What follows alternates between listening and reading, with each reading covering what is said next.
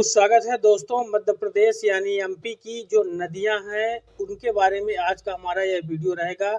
नदियां इसमें जितनी भी है मध्य प्रदेश में टोटल यहाँ पर जो प्रमुख तौर पर नदियां छोटी बड़ी वह 20 नदियां हैं। इन 20 नदियों के बारे में हम पूरा आपको डिटेल समझा देंगे।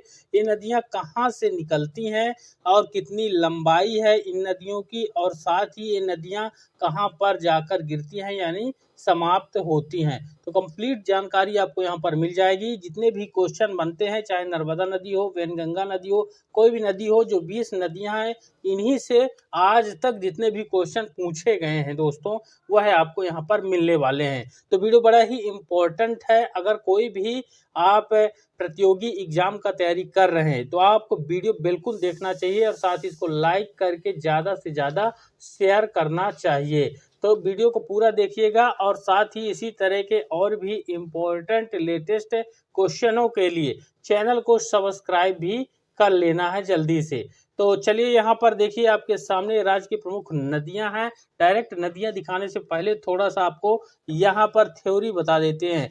नदियां कृषि प्रधान राज्य की जीवन रेखा कहलाती हैं क्योंकि वे क्षेत्र विशेष के सामाजिक आर्थिक विकास में महत्वपूर्ण योगदान देती हैं। राज्य में नदियों ने जल विद्युत उत्पादन, मत्स्य उत्पादन, जल परिवहन, व्यापार के विकास में महत्वपूर्ण भूमिका भी निभाई है। मध्य प्रदेश में उत्तर दिशा की ओर चंबल नदी, यह केवल एक संक्षिप्त में आपको बता रहे हैं। इसके आगे जो आपको बताने वाले हैं वो इसके पहले के जो आपने एग्जाम दिए हैं उनमें इन 20 नदियों से ही क्वेश्चन बनाए गए हैं, और क्या क्या क्वेश्चन बनाए गए हैं वह कंप्लीट आपको यहाँ पर मिलने वाला है।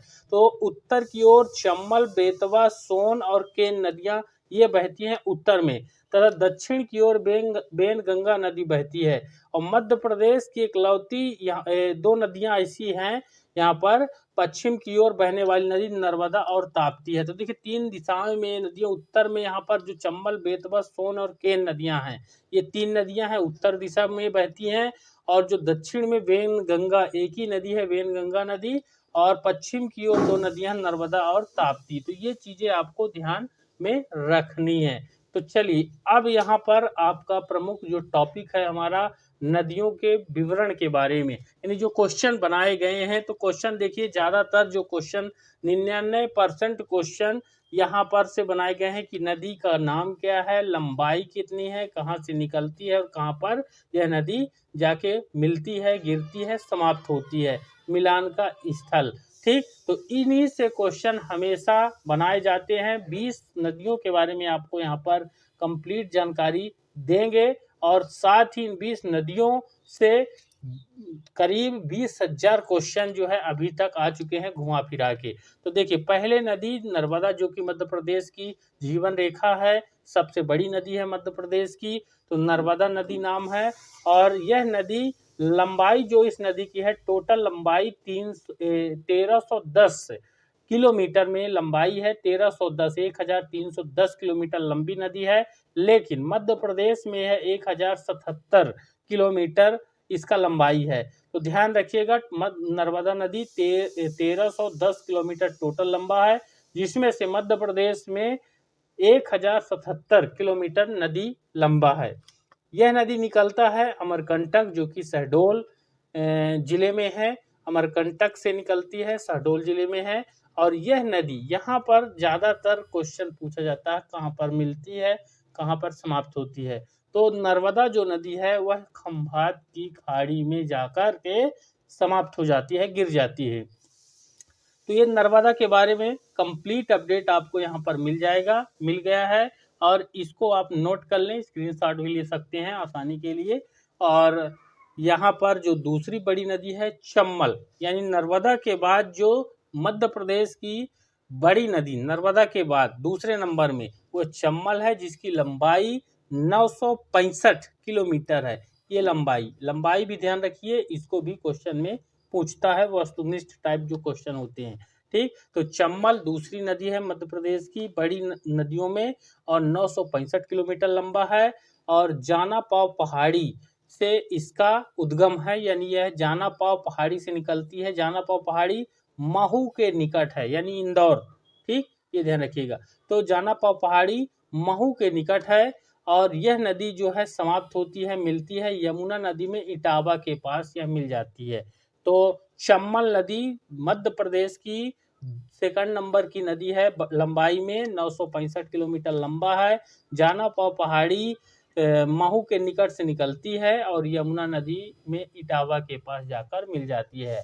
ठीक, यानी यमुना नदी में मिल जाती है। फिर तीसरी बड़ी नदी है सोन नदी। सोन जो नदी है वह 780 किलोमीटर लंबी नदी है। सोन नदी 780 किलोमीटर लंबी नदी है। और सोन नदी और नर्मदा नदी दोनों एक ही स्थान से निकलती है। यहाँ पर देख सकते हैं जो नर्मदा है वह भी अमरकंटक शहडोल से निकलती है, और जो सोन नदी है वह भी अमरकंटक शहडोल से ही निकल रही है।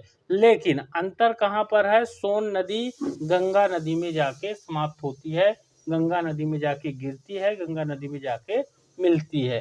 तो ये चीज आपको ध्यान में रखना है कि सोन नदी गंगा में जाके यहाँ पर मिलती है, या गिरती है, या समाप्त होती है। तो 3 नदियां हो गई।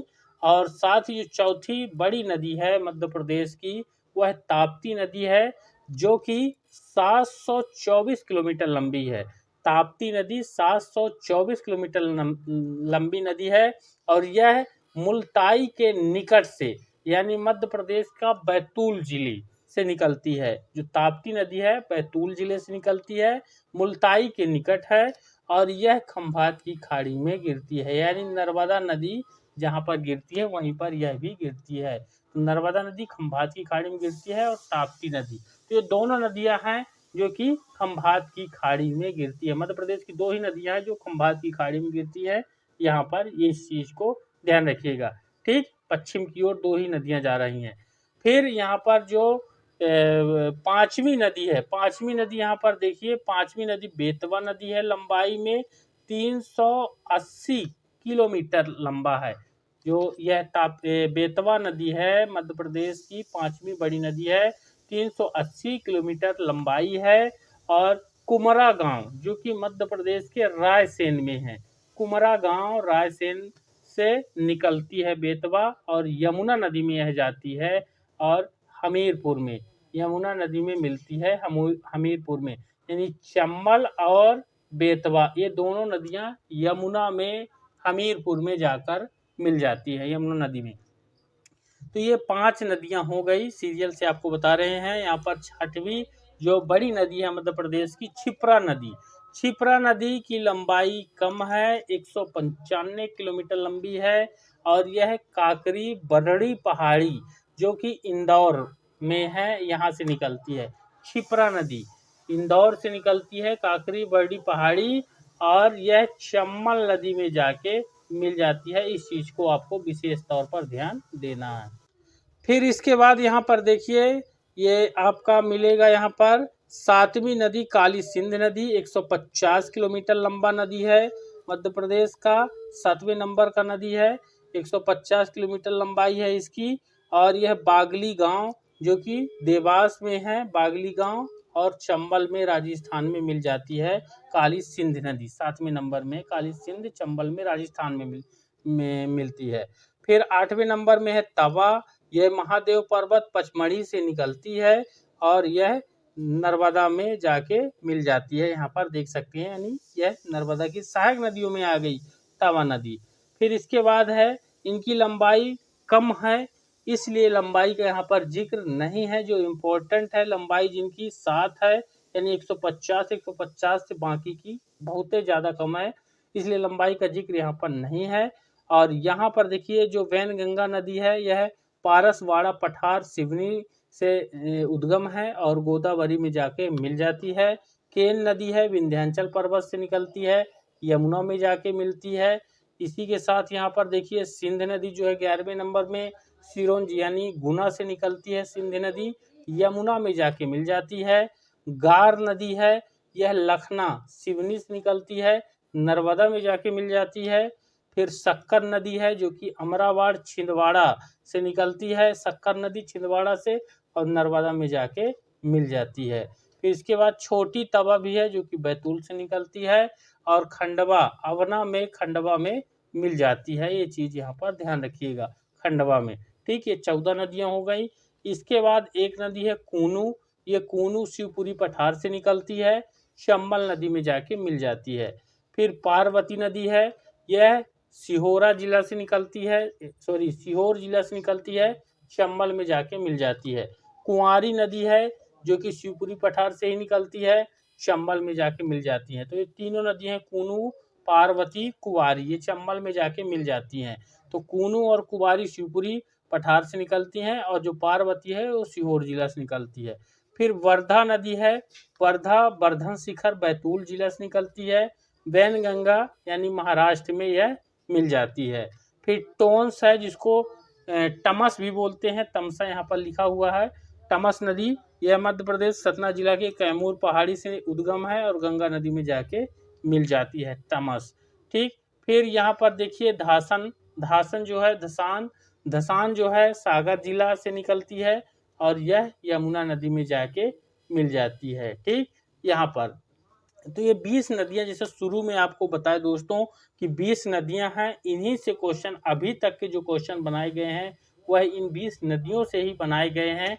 तो आज के इस वीडियो में इतना ही आपको बताएंगे ताकि आपका रिवीजन भी हो सके। 20 नदियां जो कि प्रमुख हैं और इससे 20,000 क्वेश्चन करीब अभी तक जो है तो आ चुके हैं, वस्तुनिष्ठ बना के कि कहाँ से निकलती है, कितना लंबा नदी है और यह नदी कहाँ पर गिरती है। मुझे उम्मीद है यह वीडियो आपके लिए बेहद ही इम्पोर्टेंट है। इसको लाइक जरूर करें, शेयर करें और साथ ही चैनल को सब्सक्राइब करें। ठीक, ध्यान रखिएगा। तो वीडियो को देखने के लिए धन्यवाद।